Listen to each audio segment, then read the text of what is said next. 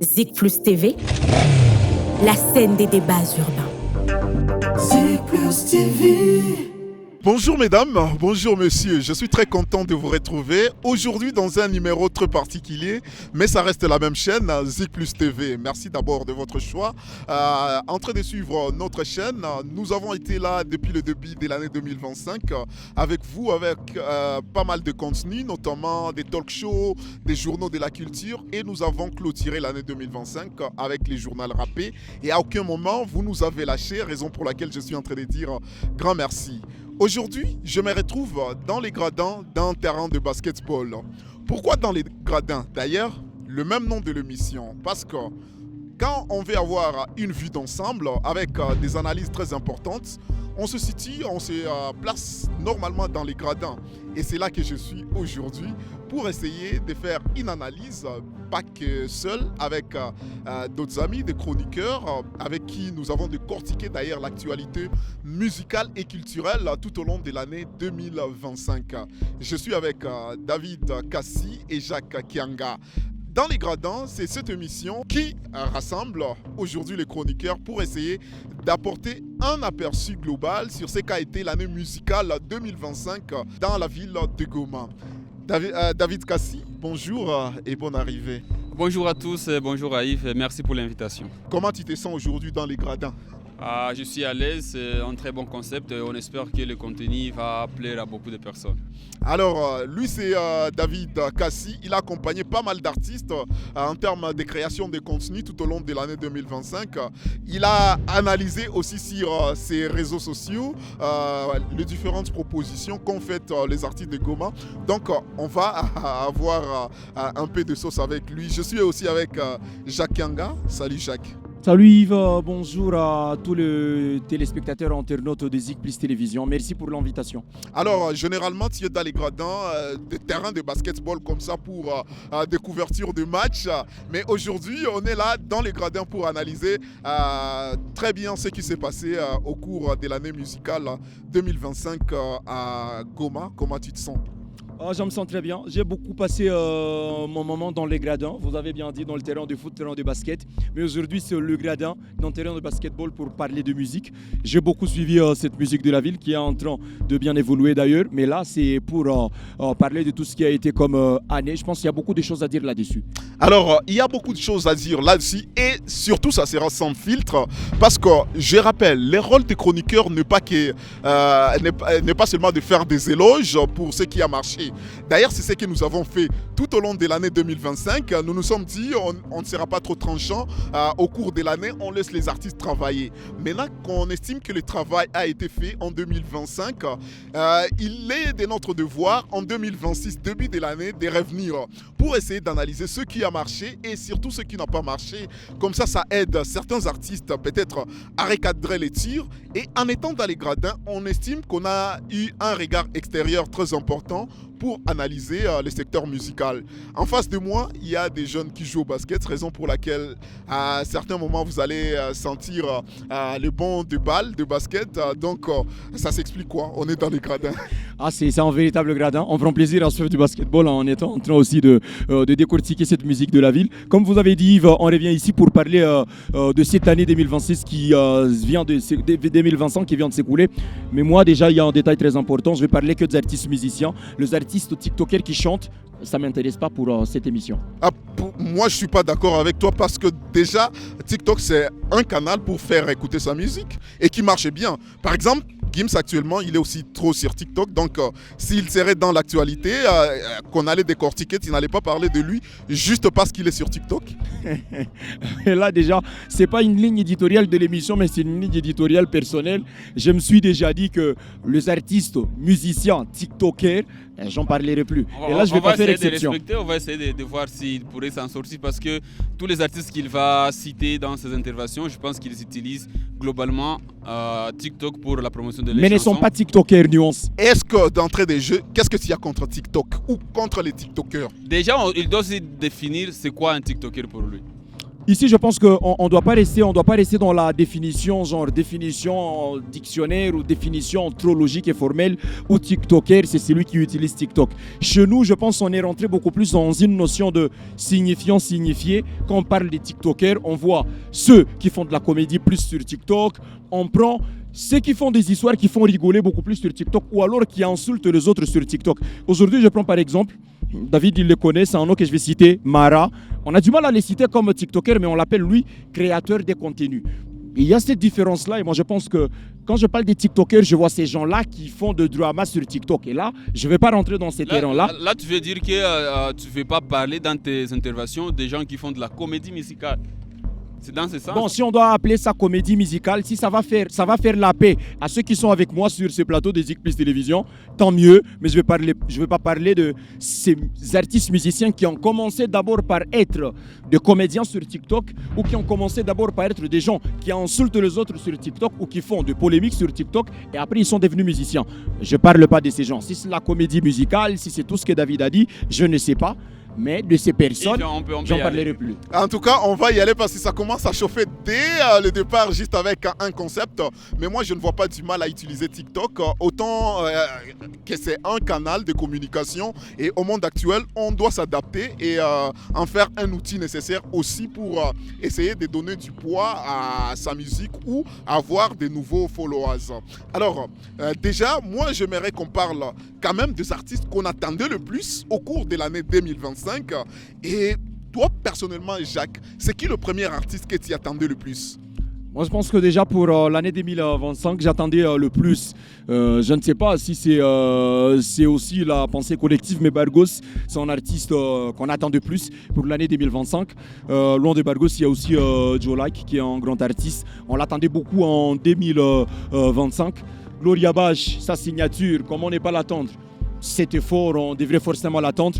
Je finis par celui qui a la chanson que j'aime le plus, je crois, actuellement de cette nouvelle génération de la ville. Gazamba, c'est D-Black qui est à Motema. C'est un artiste aussi que j'attendais. J'aime bien cette chanson qui actuellement pour moi c'est la chanson de Goma que je kiffe le plus. C'est les 4 que moi j'attendais cette année, pour l'année écoulée. Est-ce que, à part ceux-là que Jacques venait de citer, David, il y a d'autres artistes que tu attendais le plus ou ce sont les mêmes artistes que tu attendais également? Au-delà de ceux que Jacques a cités, moi j'attendais encore un peu plus. Quand même parce qu'il est revenu d'une année 2024 avec beaucoup de prouesses. Il a été la tête d'affiche d'une soirée de Amani Festival. Et donc pour moi en 2025, j'attendais un peu plus de lui parce qu'il a fait ce qu'aucun artiste de Goma n'a fait, être une tête d'affiche lors d'une édition de festival Amani. C'était vraiment une très grande performance et moi c'est l'année 2025 qui vient de s'écouler, je l'attendais aussi. Alors nous allons y aller un à un, les artistes qu'on attendait le plus.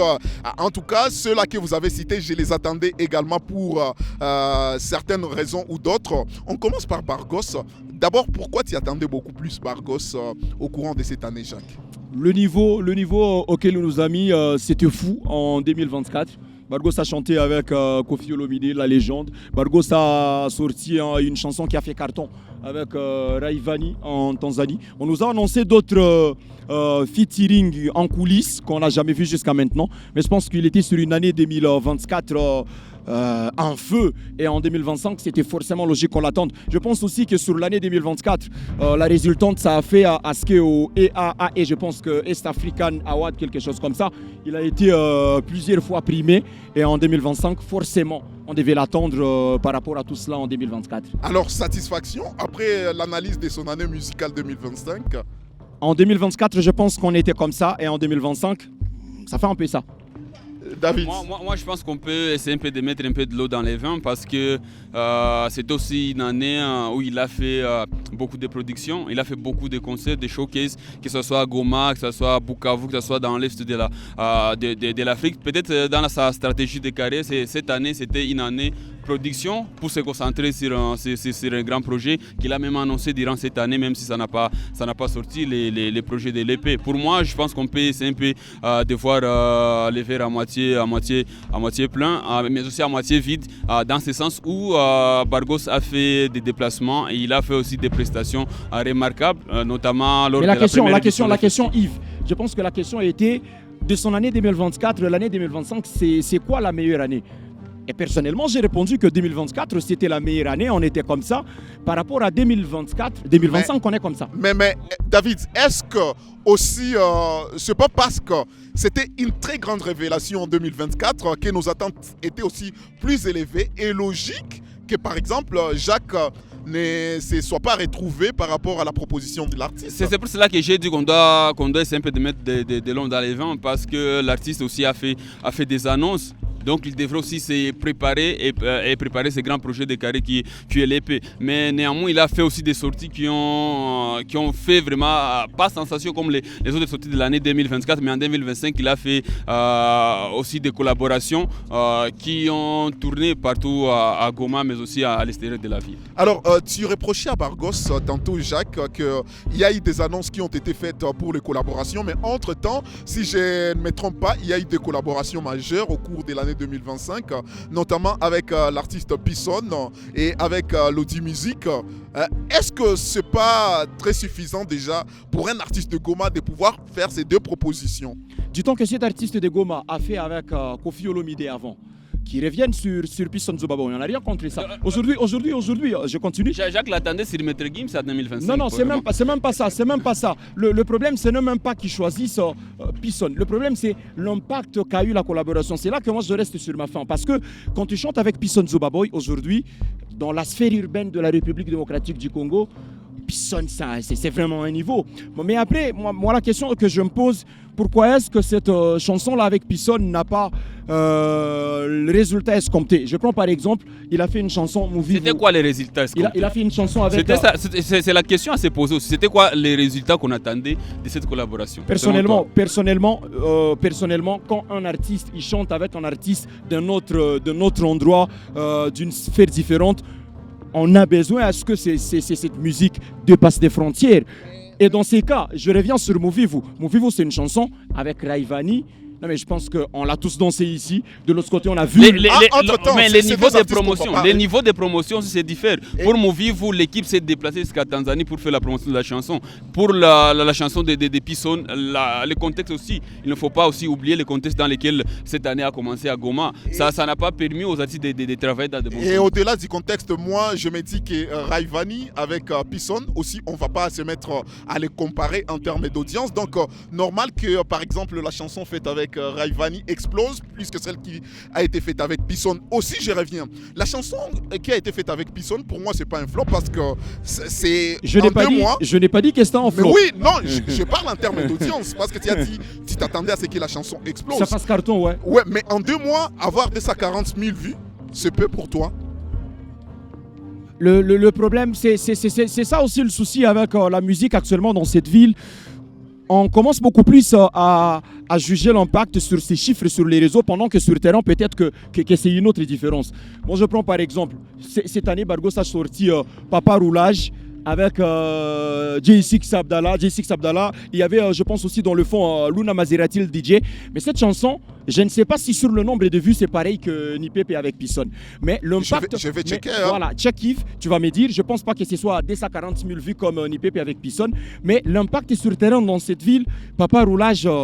ouais, chapeau bas, c'est un niveau. Alors là, aujourd'hui, si on va se laisser berner par le chiffre sur les réseaux, bon, moi, je ne suis pas trop là-dessus. C'est très bien pour les artistes. C'est aussi ça le problème actuel de notre industrie. On ne sait pas vraiment comment on peut mesurer l'impact d'une chanson.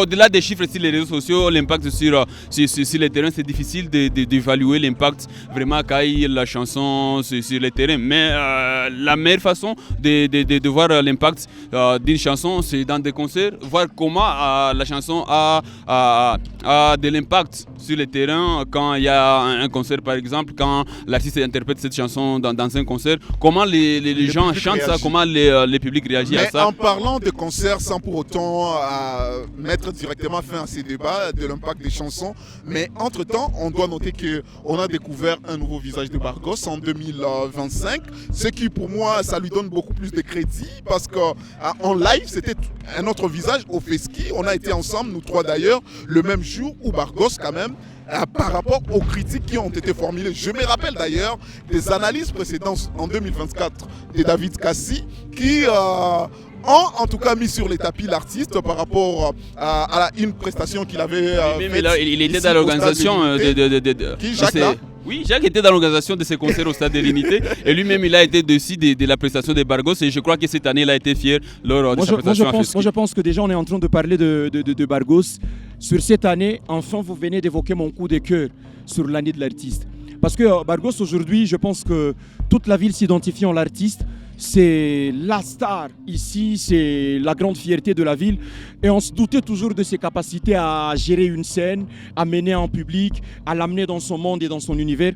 Au Fieski, on a découvert un autre Bargos avec une team de danse où c'était fait à la perfection, ou au niveau live. Il s'est surpassé par rapport à ce qu'on connaissait, même si, j'avoue, il y a encore de travaux ou du travail à faire.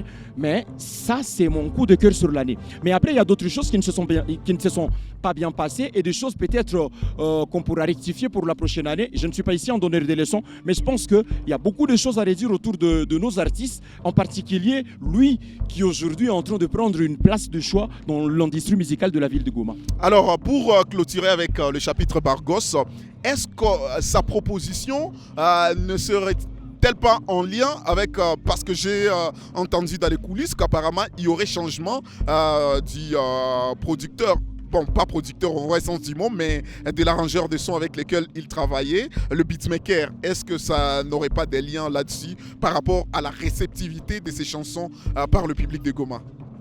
Moi, je pense qu'aujourd'hui, déjà, c'est une discussion que j'ai eue il n'y a pas très longtemps avec le manager de l'artiste qui est aussi un ami à moi. On est un peu plus proche.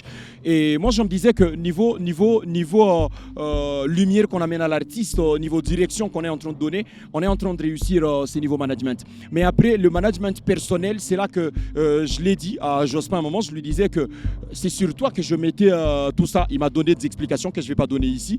Et je pense que je l'ai un peu indemnisé là-dessus, même si c'est lui qui reste le manager, c'est qu'il a une part des responsabilités là-dedans. Avant, Bargos avait une team qui était derrière lui. Blay Beats, The Toto qui était vidéaste, il y a Mufasa qui écrivait. Et ça, c'était à temps plein. Bon, mais à un moment, il y a dislocation et je pense que ça a changé. Je l'ai même dit à Jospin. Dans le chanson de l'artiste Bargos, quand tu suis Kiba, Tympan, même Moral, ces chansons-là d'avant où Blay était producteur, tu sens qu'il y a une touche particulière par rapport au Bargos d'après Blay. Même si jusqu'à maintenant, il y a certaines chansons sur lesquelles il travaille. Moi, je pense qu'aujourd'hui, mon plus grand regret, ça risque d'être aussi cette rupture qui n'est pas encore totale de ces deux-là. Parce qu'ils se comprenaient mieux. J'ai l'impression que le producteur comprenait déjà son artiste. Même pour la vidéo, c'était pareil. Quand The Toto faisait des vidéos de Bargos, bon, c'est qu'il continue à faire jusqu'à maintenant. Avant, tu as l'impression qu'ils connaissaient, mais il y a de bisbilles entre les garçons. Et je pense que je ne vais pas beaucoup plus rentrer dans ça. On n'est pas là pour créer polémique là-dessus. Mais je crois que si cette équipe était encore soudée autour de l'artiste, il y aurait eu encore cette grande force autour de l'artiste parce qu'ils ont commencé avec lui, ils le connaissent mieux que quiconque. Et je crois que c'est mon regret par rapport à ce qui se passe aujourd'hui autour de l'artiste Bargos, que lui et son producteur de musique, ils ne sont pas vraiment accros comme c'était auparavant. Alors, pour clôturer ces chapitres, oui David? Oui, pour clôturer aussi, je voulais ajouter par rapport à ce que Jacques vient de dire. Certainement, c'était une très belle équipe et ils ont effectué un travail remarquable durant les 2 dernières années. Mais aussi d'autres points que peut-être l'équipe de Bargos devrait essayer un peu d'arranger pour l'année 2026. C'est les promesses qu'ils font sans vraiment évaluer le terrain. Ils ont annoncé le concert au Stade de l'Unité, ce qui pour moi jusqu'à présent reste utopique pour un artiste de Goma. Ils ont aussi annoncé la sortie d'un EP avec beaucoup de bruit au mois d'août 2025. Jusqu'à présent ils ont repoussé après que le public n'a pas lâché parce qu'ils attendaient cette œuvre depuis longtemps. Mais aussi pourquoi les sorties précipitées. Pour ce mois de décembre par exemple, ils ont sorti Chat et je ne sais pas pas pourquoi cette chanson a fait éruption. Tu estimes qu'on devrait laisser beaucoup plus de temps à la chanson avec Pisson? Ils étaient sur une très bonne lancée de la communication sur l'épée. Pour moi, j'ai même écrit un article sur la sortie de la chanson avec Pisson. Je l'ai même mentionné, l'EP qui annonce, les singles qui annoncent, la chanson qui annonce la sortie prochaine de l'EP. Ils étaient vraiment sur une très bonne lancée de la communication, mais il y a aussi cette annonce de cette chanson qui n'a pas vraiment facilité l'attente du public par rapport au grand projet qui arrive d'ici les mois de janvier. Moi je connais la raison, mais je ne vais pas vous le dire parce que Si ça tu me ne vas fait, pas nous le ça me dire, fait pourquoi rigoler. pourquoi tu Ça l'annonces me fait rigoler moi-même parce que j'en ai discuté avec le manager. Je lui ai dit en coulisses, c'était pas le timing opportun de sortir ça. Il m'a donné la raison. J'en rigole la team. Nous sommes dans Zikplis, dans les gradins. Mais cette raison, moi aussi, je la connais, mais ça devrait attendre, pourquoi pas. Ça devrait. Donc vous dites, je suis le seul à ne pas comprendre. Comme ça, on coupe les caméras, vous me dites la raison. Ça devrait être dans la promotion de l'épée, selon moi. Cette chanson, c'était une chanson qui était dans la boîte depuis longtemps et on manquait les bons créneaux pour la sortie de la chanson. Coupez les caméras, ils me disent la raison, puis on continue Il avec vient notre de le artiste. dire. C'était une chanson enregistrée depuis longtemps. On manquait les bons créneaux pour la sortie de la chanson. Et donc on a. Est-ce que c'était les bons créneaux maintenant? Pas du tout. Le mois de décembre, c'était pas. Avant Ok, Nipi, c'était pour pas les bons clôturer créneaux. ces chapitres. Alors, David, quand même, une note sur 10 pour ce qu'a été le parcours de Bargos en 2025. Moi, je le donne 7 sur 10. 7 sur 10. Moi, je pense que 7, c'est beaucoup pour moi. Il y a une promesse de l'IPI non tenue, promesse du stade non tenue. Bargos, cette année, c'est Nipepe avec Pisson, Chat, mauvais timing, compliqué avec Bazarba, Yvan Youssouf, Papa Roulage, Nani avec Lodi Musique. Moi, je crois que si sur l'année 2024, je dois donner 8 à l'artiste, aujourd'hui 7, pour moi, c'est beaucoup.